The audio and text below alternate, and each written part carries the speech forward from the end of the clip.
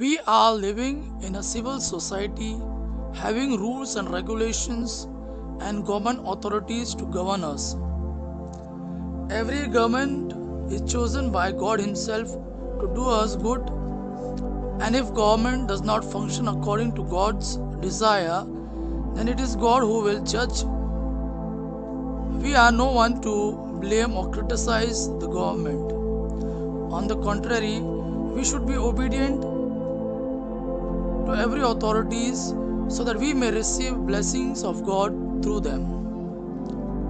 In St. Paul's letter to Romans chapter 13 verses 1 to 4, St. Paul stresses the importance of obeying the government authorities as we read, "Let every person be subject to the government authorities, for there is no authority except from God, and those that exist have been instituted by God.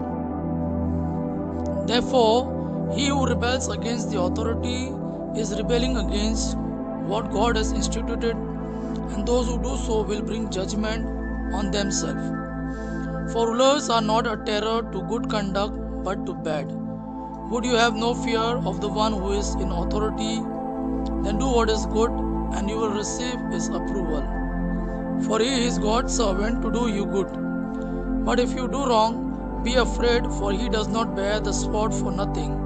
He is God's servant, an agent of wrath to bring punishment on the wrongdoer. Let us then be humble and obedient to our authorities and pray for them, so that God's anointing may be upon them, and that they may work diligently for the welfare of the country and its citizens."